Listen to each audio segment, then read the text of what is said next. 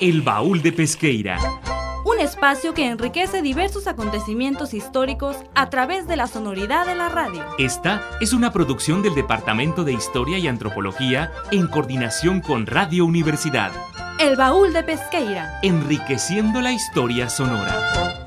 Sean bienvenidos una vez más a su programa El Baúl de Pesqueira. Agradecemos a Radio Universidad 107.5 FM por el espacio. El día de hoy les acompaña Alfonso Duarte Tovar. Y les recordamos que este programa es una producción del Departamento de Historia y Antropología de la Universidad de Sonora. Los invito a seguirnos en nuestras redes sociales como El Baúl de Pesqueira, en Facebook, Instagram, YouTube, TikTok y Spotify. Este episodio tiene como temática alimentación y patrimonio cultural inmaterial. Para ello estaremos conversando con Jorge Urías. Vamos a comenzar este programa con nuestra compañera Melissa y su cápsula con el título Ritual que se asa, la carne asada sonorense. En Sonora, decir vamos a hacer una carne asada nunca significa solo comer, significa reunión, visita larga, risas que se oyen desde la esquina y humo que perfuma toda la cuadra. Es casi una invitación sagrada. Si hay asador prendido, hay convivencia y unas bien heladas aseguradas. La carne asada empieza mucho antes del carbón. Empieza cuando alguien dice, ¿y si hacemos una...? Cuando se arma la bolita para ir por la carne, cuando se discute cuál corte es el bueno y cuando aparece la tía con la salsa que pica y la que no. Cada quien tiene su papel. El experto del fuego que nunca suelta el asador, quien voltea la carne como si fuera arte, quien calienta las tortillas, quien pica la verdura, quien hace el guacamole y quien entretiene contando historias. Y es que en la carne asada pasa de todo, se cuentan historias viejas, se resuelven pleitos, se crean pleitos, se planean fiestas y se resuelven lazos. Los niños prenden a soplar el carbón, los jóvenes presumen que ya saben asar y los mayores vigilan que no se queme porque quemar la carne es casi un pecado cultural. La carne asada no es solo lo que se pone en el plato, es todo lo que pasa alrededor del asador. Viene de la ganadería sonorense, de las tortillas de harinas recién calentadas y del gusto por reunirse al aire libre. Es comida sí, pero sobre todo es identidad compartida. Desde una mirada cultural puede verse como patrimonio vivo. No se guarda en vitrinas, se practica cada fin de semana.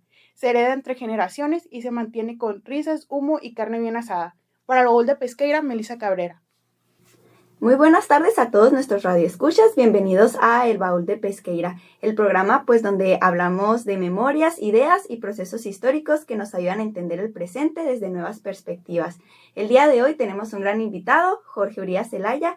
Él es licenciado en Antropología por la Universidad de Sonora, actualmente cursa la maestría en Desarrollo Regional en el Centro de Investigación en Alimentación y Desarrollo, más conocido como el CIAD. Sus líneas de investigación se centran en el patrimonio cultural inmaterial y la alimentación tradicional en San Pedro de la Cueva, en la Sierra de Sonora, con especial interés en las prácticas alimentarias como forma de identidad, memoria y transmisión de saberes generacionales. Ha presentado avances de investigación en diversos espacios académicos, entre ellos la Sociedad Sonorense de Historia, el Simposio de Historia y Antropología, así como otros encuentros especializados en ciencias sociales. Dicho esto, abro el espacio y le doy una alegre bienvenida a Jorge. Gracias por estar aquí, te cedo la palabra si quieres decir algo.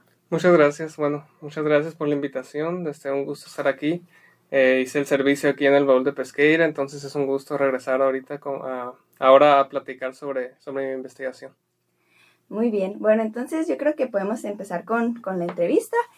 Primero, preguntarte sobre por qué consideras que la alimentación es un tema importante de estudio, ¿no? Desde, la visión de la antropología. Claro, sí, desde la antropología la alimentación es fundamental, porque comer no es solamente un hecho biológico, no es solamente saciar nuestra hambre y ya, no termina en ese sentido, sino que es una práctica profundamente social y profundamente cultural. A través de la comida se organizan relaciones familiares, religiosas, sociales, culturales, económicas, rituales, de poder. De hecho, en torno a ello, Marcel Mauss, un antropólogo que en 1925 hizo un ensayo sobre el don y menciona al hecho social total. Entonces podríamos relacionarlo desde ese sentido.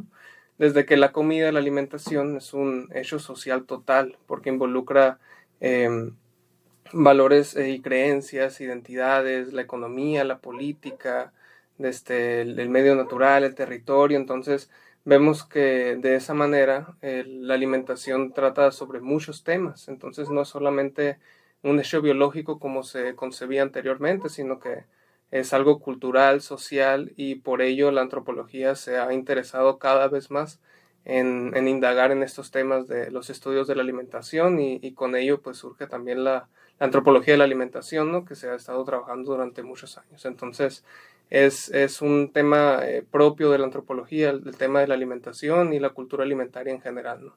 Ok, entonces pues como el tema es sobre la alimentación y el patrimonio cultural, para poder dar un poco más de contexto, pues ¿qué es el patrimonio cultural inmaterial, ¿no? Para las personas que nos escuchan. Claro, el patrimonio cultural inmaterial se refiere a estas prácticas vivas que las comunidades reconocen como parte de su herencia cultural, a través de saberes, de rituales, de fiestas, festividades, conocimientos tradicionales y todas estas formas de organización social que se van traspasando, transmitiendo a través de los años, de las generaciones. Hay una diferencia con el patrimonio cultural material, en donde más que nada se conserva, es decir, todos aquellos objetos, edificios, monumentos, buscan que se conserven en un estado tal y como está, ¿no? O que no cambie mucho.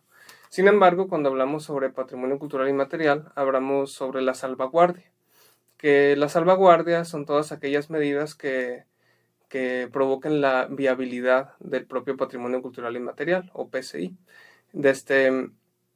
¿Y es a través de qué? A través de la educación, a través de la transmisión, de la preservación, de la promoción, y de muchos otros aspectos que van involucrando lo que es la salvaguardia, ¿no? Entonces vemos que la alimentación es parte de ello, ya que la lógica de la alimentación es que es algo que se transforma, es algo que cambia, es algo que es dinámico, y es por ello su característica de que el patrimonio alimentario es algo vivo, que va cambiando, que no se conserva tal y como está, ¿no? Entonces, a partir de ello podremos ir platicando un poquito más sobre cómo el patrimonio cultural inmaterial se relaciona con la alimentación.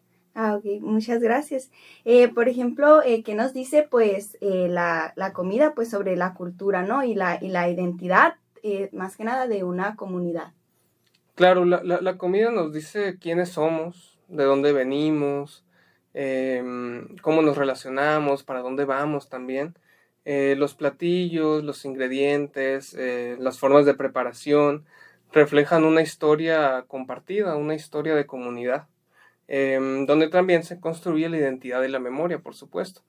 En el solo hecho de decir, así se come aquí, o de aquí soy porque comemos de tal manera, pues ya nos da muchas pistas, ¿no? De cómo la alimentación repercute en torno a la misma organización social, por ejemplo, o a la misma identidad colectiva. Un ejemplo de ello puede ser que en mi trabajo de campo me he encontrado con que algunos platillos tradicionales sonorenses se nombran de diferente forma.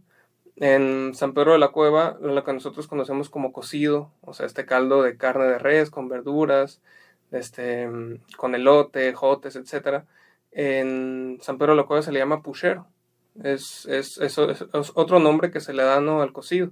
Mientras que en San Pedro de la Cueva el cocido, por ejemplo, es un cocido de cabeza de res, que es la cabeza de res en caldo también, ¿no? Pero vemos que a través de, por ejemplo, algo tan sencillo como es la nomenclatura, el llamar a un platillo de diferente forma, ya vemos identidades compartidas, pero que también hay una diferencia con otras partes, ¿no? Entonces, a través de ellos se condensan procesos sociales, procesos culturales y económicos de larga duración, y que por supuesto tienen una importancia relevante para ese pueblo o esa comunidad en específico, ¿no?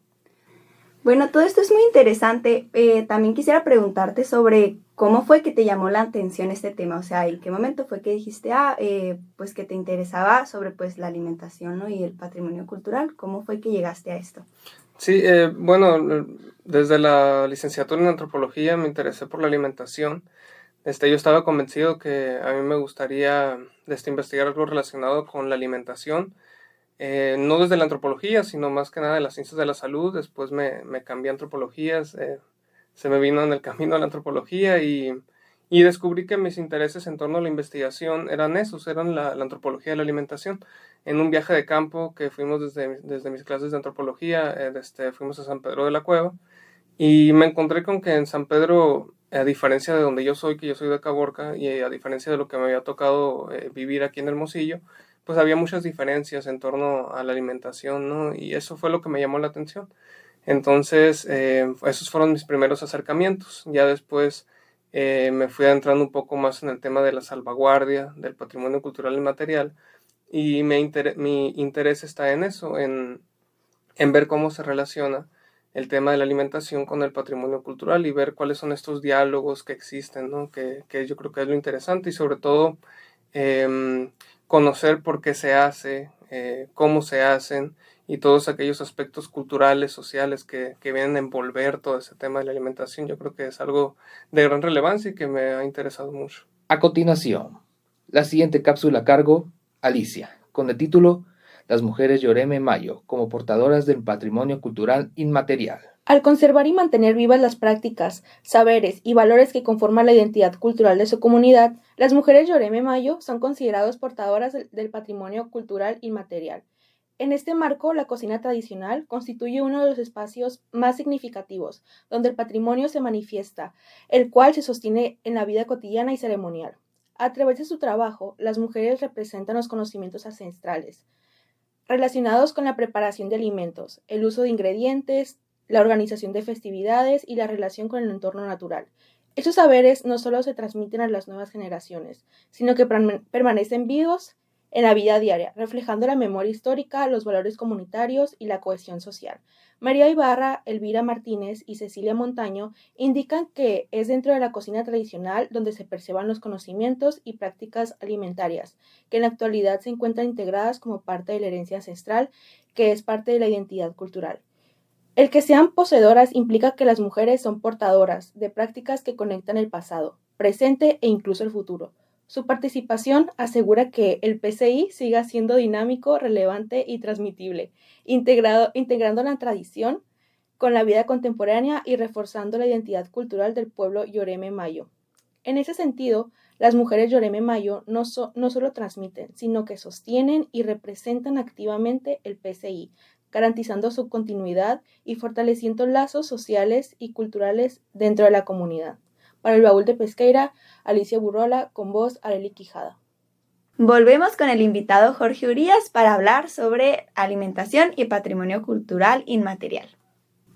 Bueno, entonces vamos hacia la siguiente pregunta. ¿Qué saberes y tradiciones se transmiten a través de la alimentación, ¿no? Como práctica?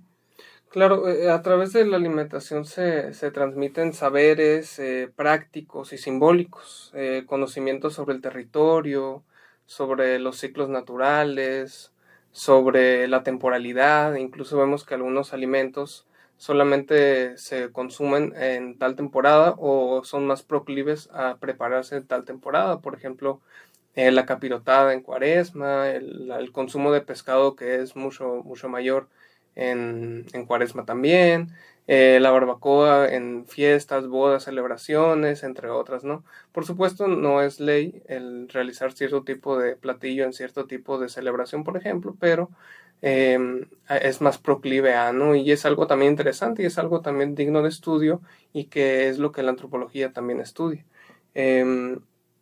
También se transmiten maneras de convivir, saberes, en donde la cocina no solo es un lugar en el que se aprende observando, sino que se aprende practicando, de tal manera que si nosotros sabemos cocinar o cocinamos frecuentemente, pues si pensamos un poco, vemos que lo aprendemos a través de la familia, por ejemplo, que es el primer núcleo del cual formamos parte. Entonces vemos que a través de ese tipo de prácticas sociales, familiares, comunitarias, es que se va reforzando nuestro sentido no solo de aprendizaje, sino también nuestro sentido de pertenencia. Y es por ello que la alimentación es algo bien importante al momento de hablar sobre una identidad, no una identidad tanto individual como colectiva. Ok. ¿Podría darnos entonces ejemplos de la alimentación como pues patrimonio cultural aquí en Sonora? Si es que hay, la verdad desconozco un poco sobre eso. Claro, sí, La alimentación en Sonora ha sido considerada como patrimonio cultural inmaterial, sin embargo no ha sido reconocida como tal por instituciones como la UNESCO, por ejemplo. Sin embargo, las mismas personas, los mismos portadores y portadoras activas de la tradición lo han ido reconociendo a través de ciertas prácticas, de ciertos eventos, de ciertos festivales. Y un ejemplo de ello es el Festival de la Tortilla Grande Sonorense en Caborca, por ejemplo, que se realizó en octubre y que ya tiene 5 años realizándose, un poco más me parece, en donde son a través de este tipo de prácticas, de este tipo de festivales, de festividades, que se reconoce el alimento sonorense, la tortilla grande, tortilla de agua, como parte de nuestra identidad colectiva, de nuestro patrimonio cultural inmaterial, aunque no sea reconocido como tal, ¿no? Por esas mismas personas, porque tal vez desconocen el término o no son familiares con ello. Sin embargo, lo que están haciendo es mera salvaguardia. Están realizando este tipo de acciones, en donde, si recordamos el concepto de salvaguardia, pues es el educar, por ejemplo, ¿no? Entonces vemos que en este tipo de festivales se les enseña a los niños y niñas a hacer tortillas, por ejemplo, ¿no? Hay pequeños talleres sobre ello. También vemos que hay una preservación de saberes tradicionales.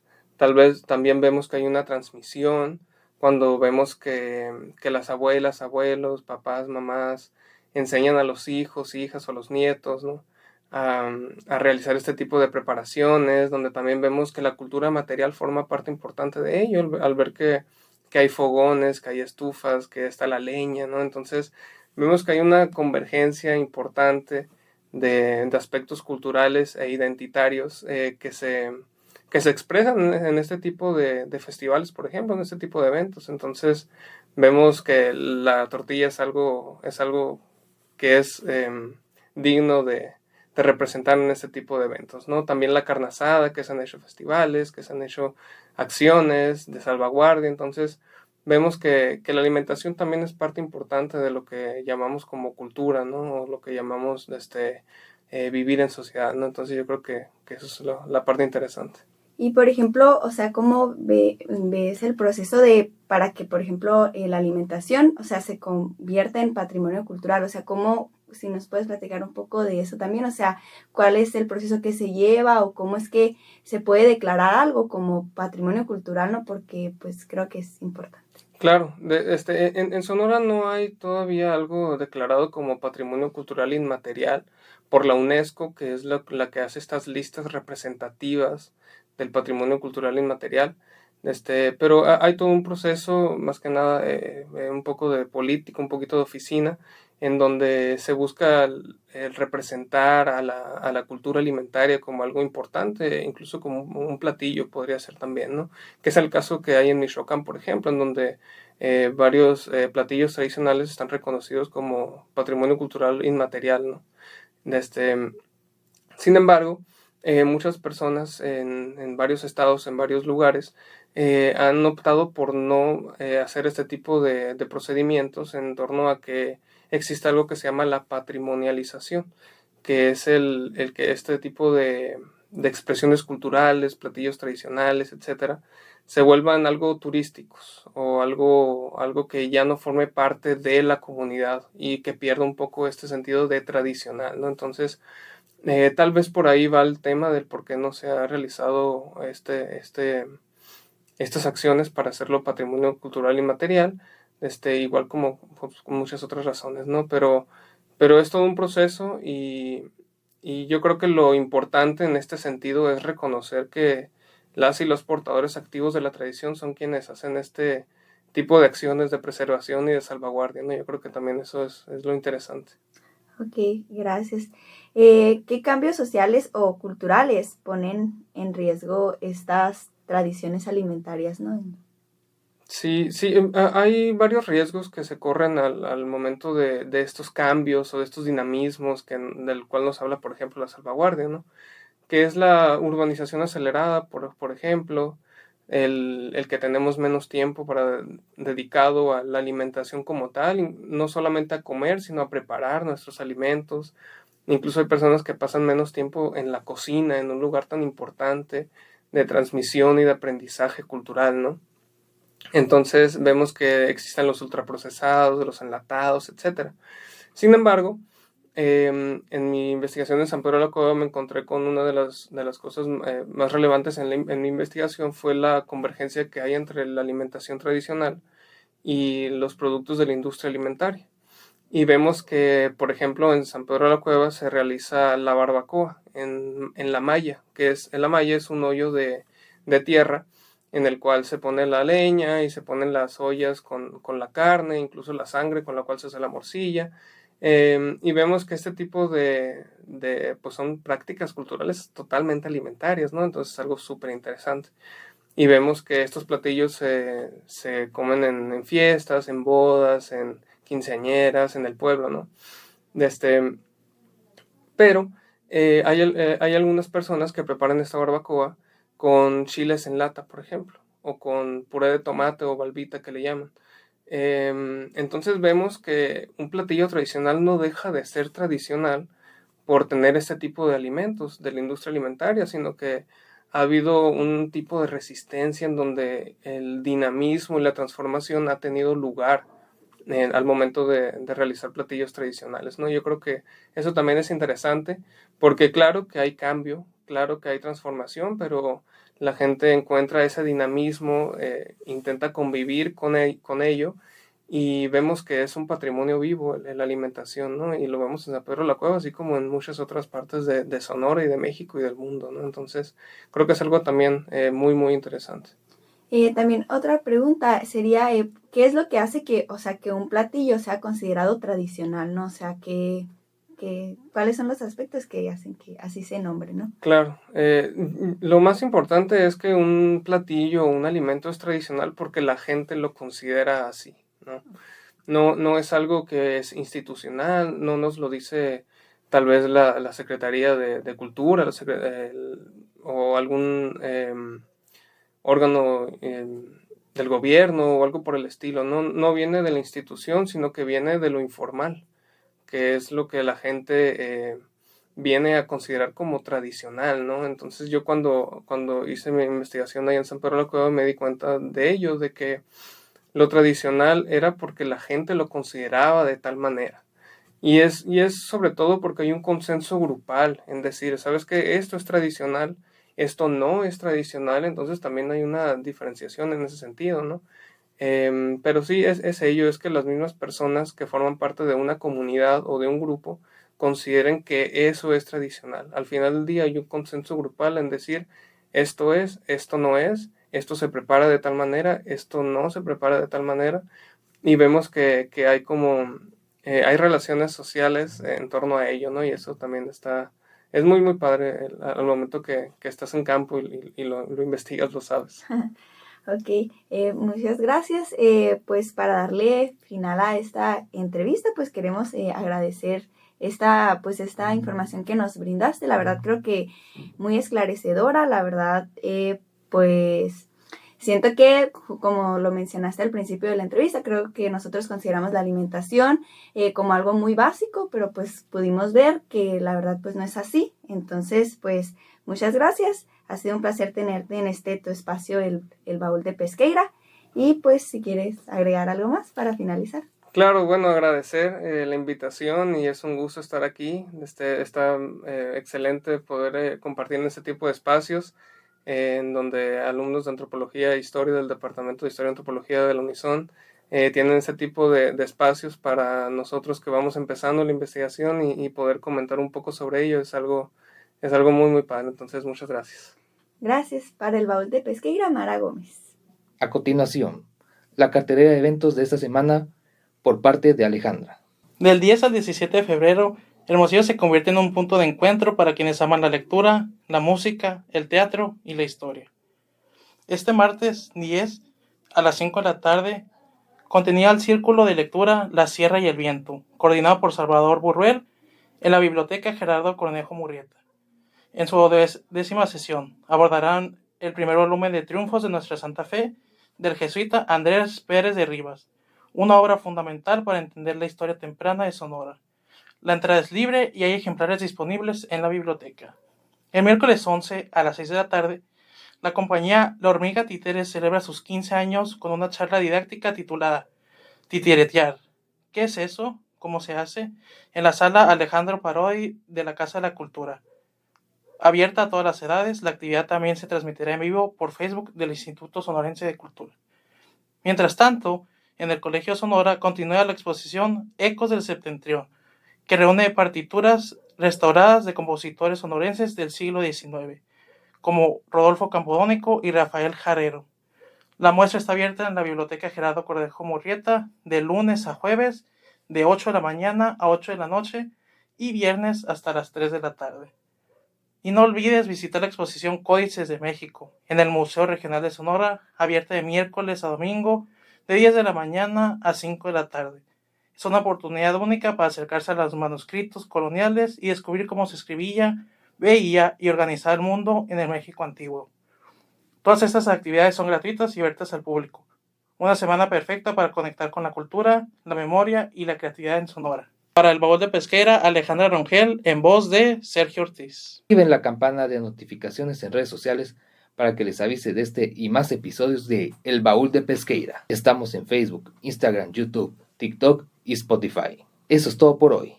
Agradecemos a quienes nos escuchan a través de las diferentes plataformas.